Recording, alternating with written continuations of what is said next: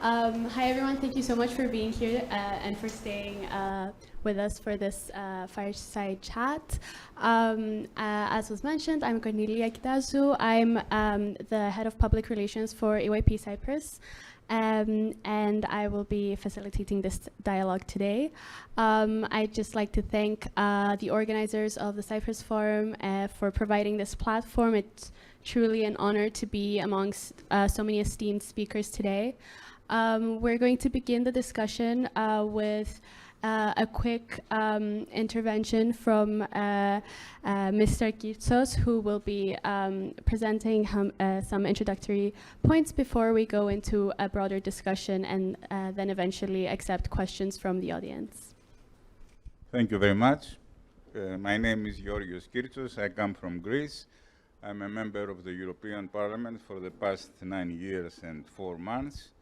I used to be with the EPP, but then I clashed with almost everybody there. So now I have joined the Renew Europe political group, which is more or less the Liberals. I would like to make 9 points, and then we can proceed to the discussion. Of course, I believe that the European elections are very important, especially this European election. The first and the 9 issues that, in my view, will dominate the electoral process is first the economic and energy situation. It is related to the war in Ukraine, of course, but it has to do with falling living standards of a wide section of the population, and which is a rather important issue. Then the second issue, I think, that will dominate the debates is the green transition. Green transition is, a strategic goal of the European Union, but it has a lot of problems. For instance, it's kind of expensive for, let's say, households. To give you an obvious example, electric vehicles will be much more expensive than conventional vehicles. And of course, we have other problems. For instance, green transition is dominated by China, because China has more advanced technology as far as electric vehicle is concerned, and the automotive industry of the European Union is threatened. The automotive industry is 6% of total employment, very important. We have the fiscal rules. Whether we'll go back to tight fiscal rules or not, in my view, we shouldn't, but the most powerful member states move in this direction. I think it's a mistake, because we have to subsidize our industry and create the necessary infrastructure, because, for instance, the United States have a bigger debt and a bigger public deficit than the Eurozone. The same holds for Japan or the United Kingdom, not to mention China, which spends a lot and subsidizes a lot in order to prevail in strategic sectors of the economy. The fourth issue is more or less Europe. I'm in favor of more Europe, but I have to tell you that the political dynamics in the European Union as a whole is rather for less Europe, because you have Kaczynski in Poland, you have Orban in Hungary, you have Le Pen rising in France, you have Meloni in Italy. Today we have crucial elections in Slovakia. In October we have elections in Poland. So it's a complicated situation. The fifth issue is migration, and there is also, it's always a sensitive issue, but in my view, migration is bound to increase. This is a global rule. To give you an obvious example, we had Brexit because our British friends didn't like migration, especially from the European Union. And now, after they left the European Union, they have more migration, more migrants, bigger flows than they used to have when they were grumbling in the European Union. So this is a fact of global life, migration, and to have to organize it in a humane and productive way.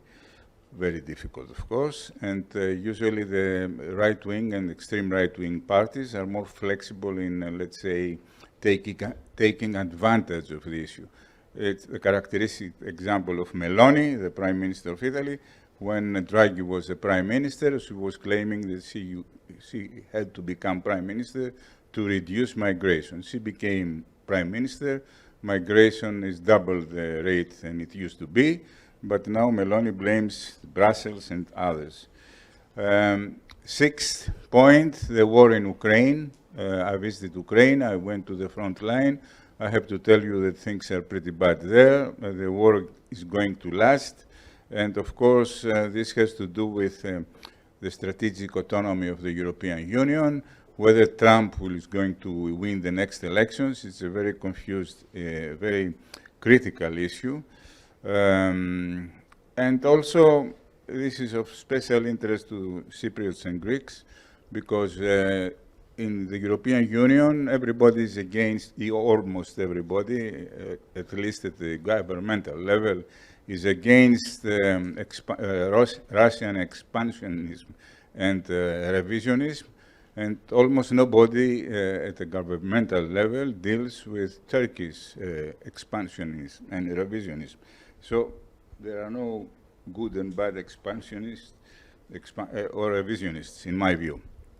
The seventh issue is the rule of law. This is very close to me, because I was expelled from the ruling party in Greece when I, as an ex-journalist and ex-publisher, I criticized the Prime Minister for restraining the freedom of the media in Greece. According to the Reporters Without Borders, a very good NGO, Greece is the country that has the most restrictive media freedom environment during the past 2 years. It's the worst of the 27 European Union member countries, and even worse than the 6 Western Balkan countries that aspire to join the European Union.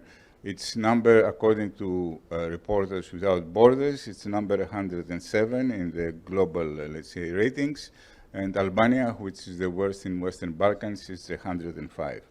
And Hungary and Poland are 60 or 70, much better than Greece. So it's not, the rule of law is contested not only in Hungary and Poland, but in other countries, but Hungary and Poland are in a state of open war with Brussels, and something has to be made. Unfortunately, it seems that both Kaczynski and Orban are dominating the political scene in their countries. I can't read the 8th, so and of course we have the issue of the participation, especially of younger generation and people from Eastern European countries, because you have participation rates there, 15, 20%, very low. And of course, it's difficult to address the younger generation, because belonging to the older generation, I have to admit that we made life more difficult for the younger generation. For instance, even in Ireland, which is a booming economy, real estate is so expensive that younger Irish people even migrate because they cannot, let's say, live by themselves in Dublin to rent a flat. And Greece, of course, has one of the European records. On the average, people live with their parents until they become 34 years old because they cannot afford it. They cannot afford to create their own household. So these are the issues.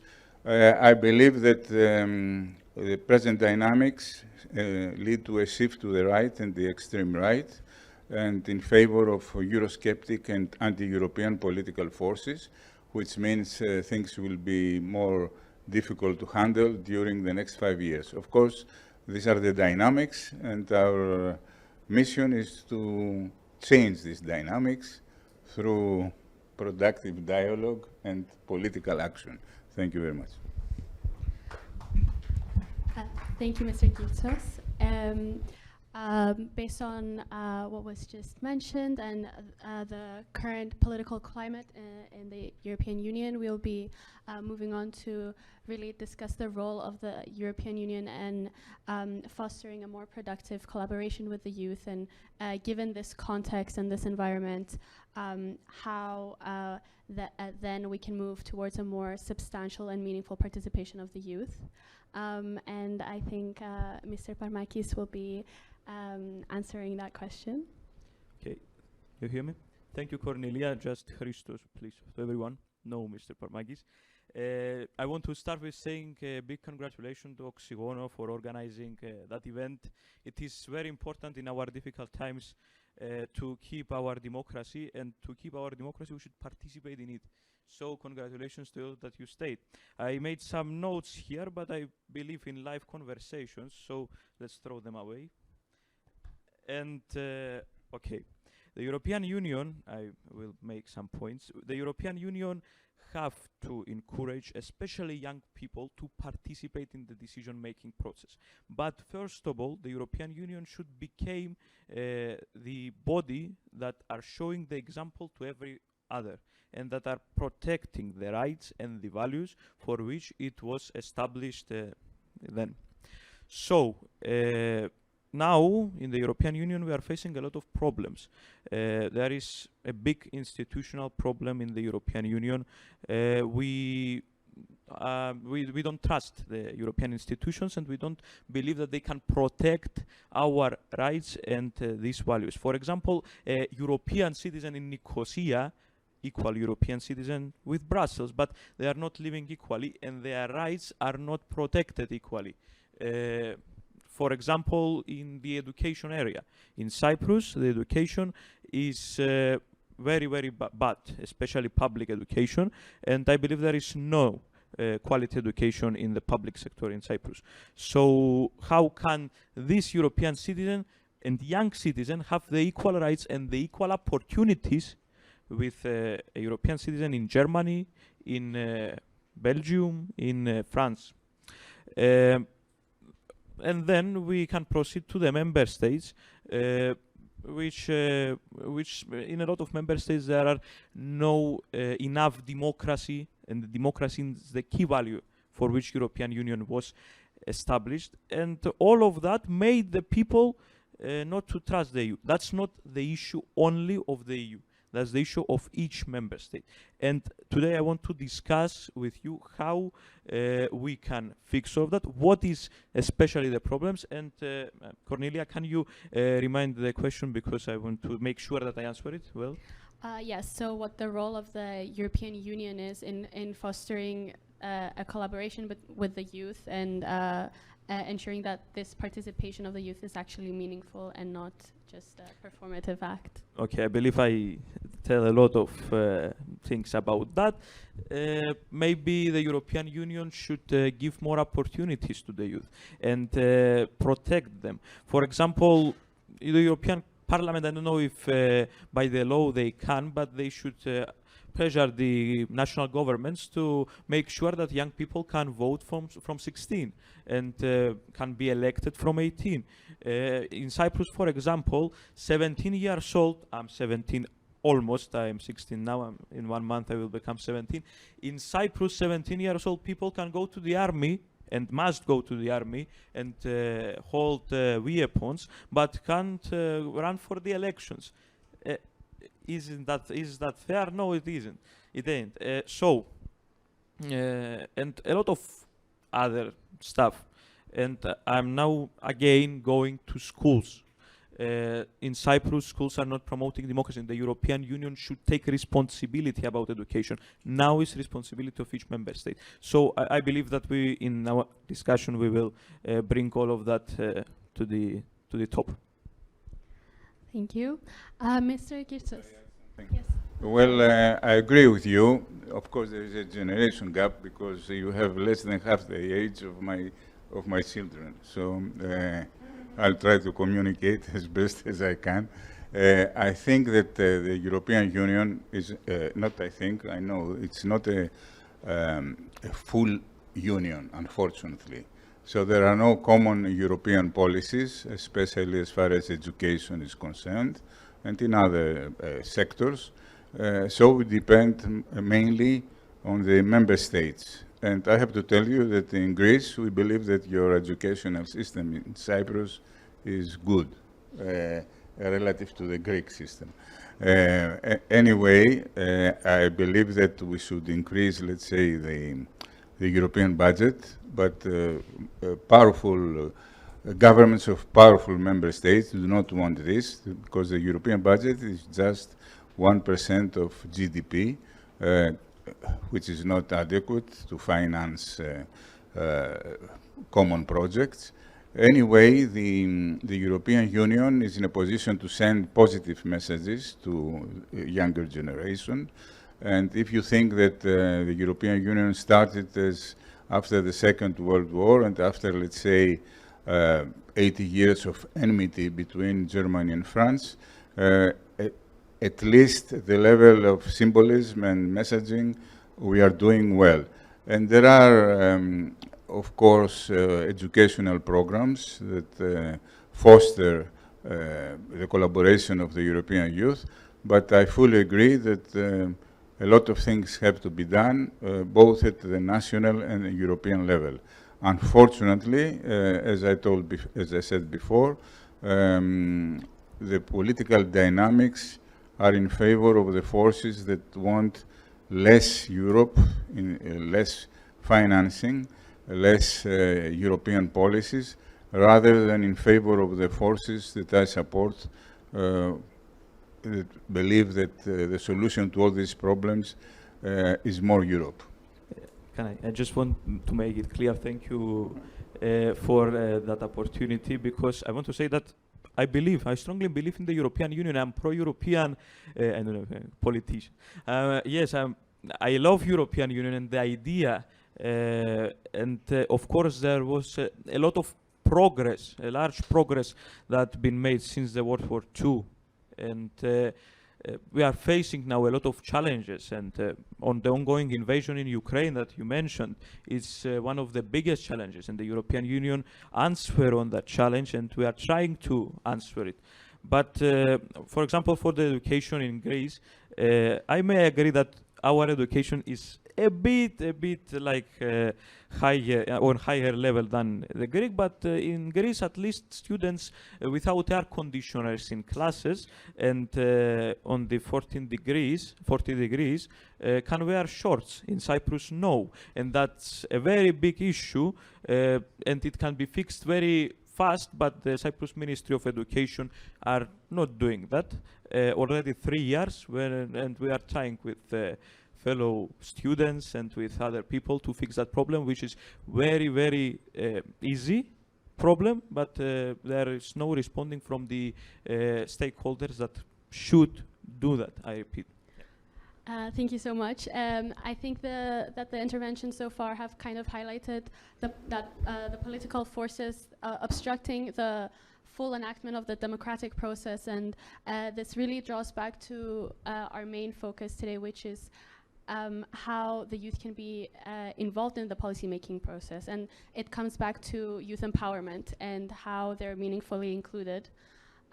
Just as a small intervention from my side and my background in the organization that I'm representing, the European Youth Parliament, we're an NGO. We have a mission of promoting activism and civic involvement amongst the youth. We start very young, and there is a constantly changing environment and context within we're operating, but we try to facilitate the process through productive dialogue, through non-formal education, which is super important, and we're simulating the European Parliament environment, and in doing so we are disseminating the European values and really spreading awareness on the project there.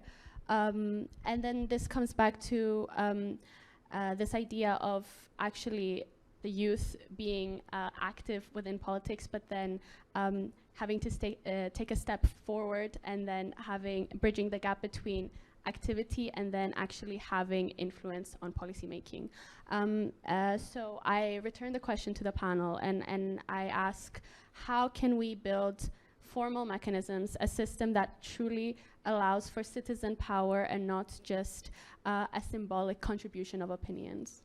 Okay, who want to answer? Okay, I think there is youth empowerment, not to the degree that we would like, but there is. I'll give you two examples. One from the center-right. Kurz became the Austrian chancellor when he was 35, if I'm not mistaken.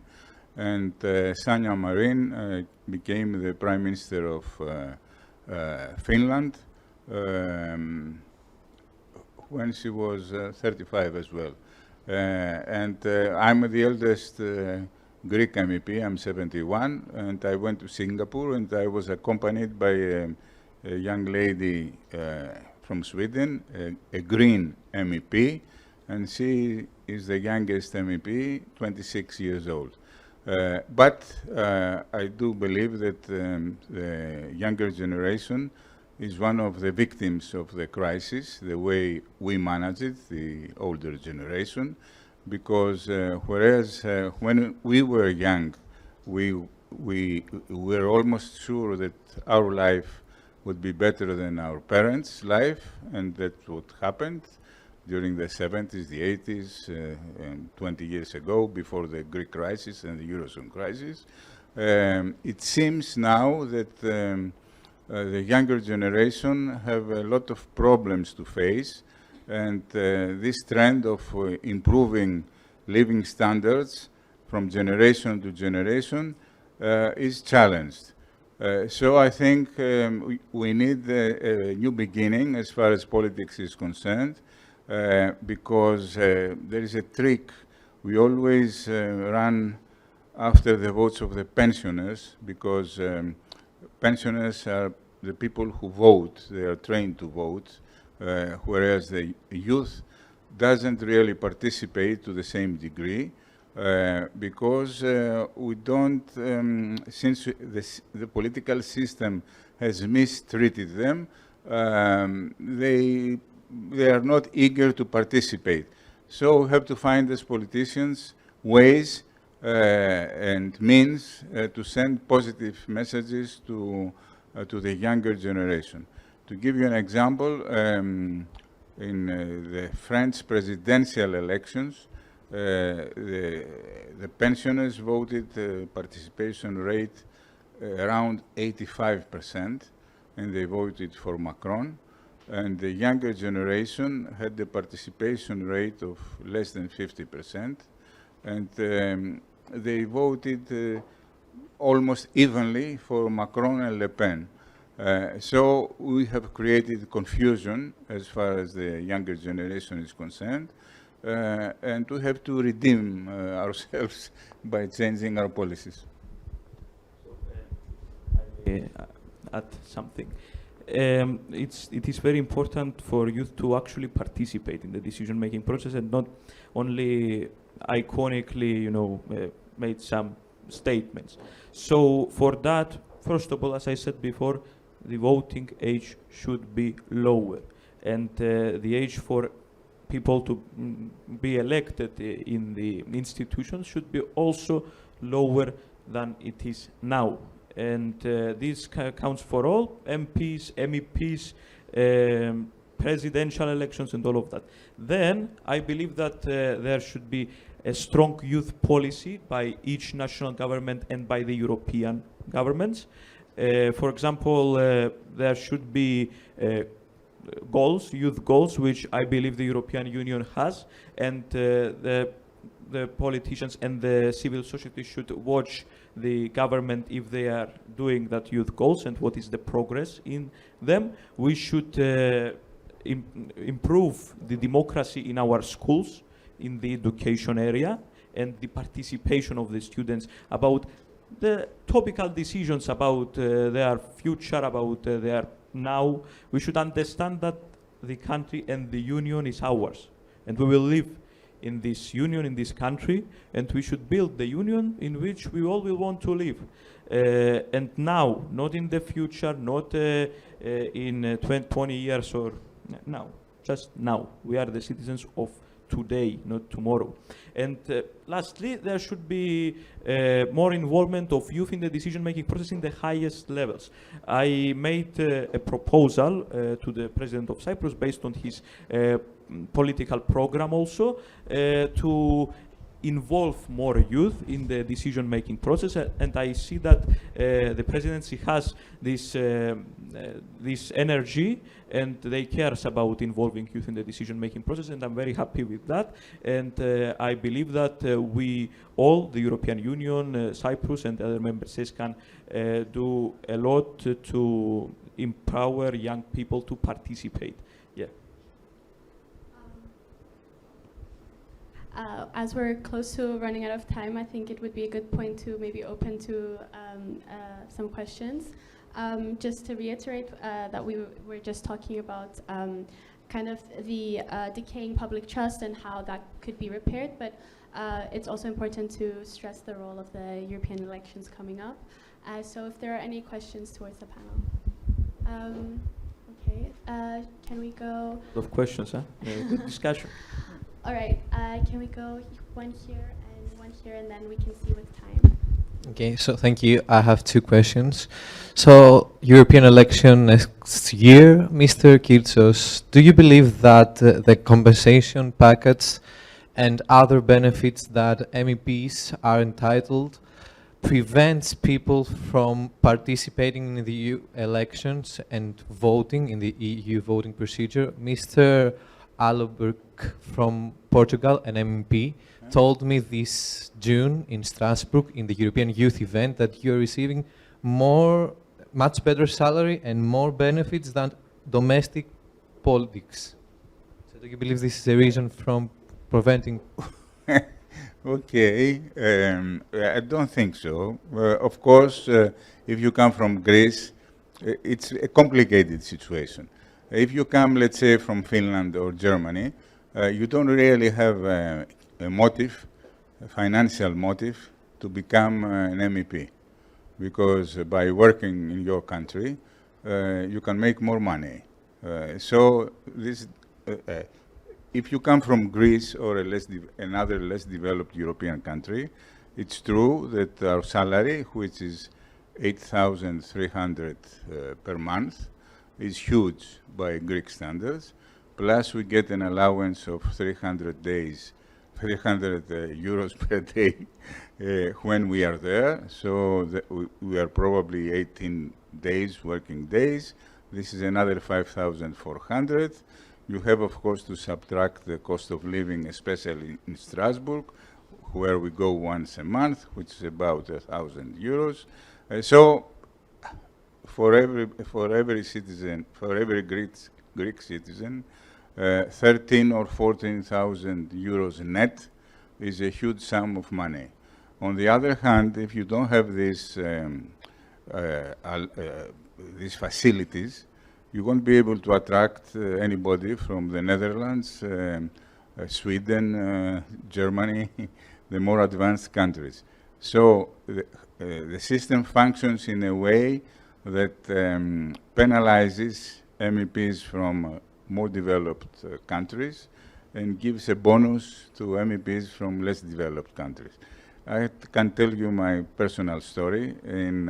I was a publisher, a journalist, and then a publisher, and I lost all my money due to the Greek crisis in 2012 because I was big in freely circulating newspapers that have a 100% dependency on advertising revenue. So when the economy collapsed, advertising revenue collapsed, my company collapsed, and I lost all my fortune, according to Greek law. In 2009, a friend of mine came and told me, listen, I would like you to join me, and I promise you that you'll become an MEP. And he could guarantee that by including me in his list, I would become an MEP. At the time, I was, a successful professional, and I told him, are you crazy? I don't want to become an MEP. because I'm very active in professional terms, I'm thriving in economic terms. Why should I become an MEP?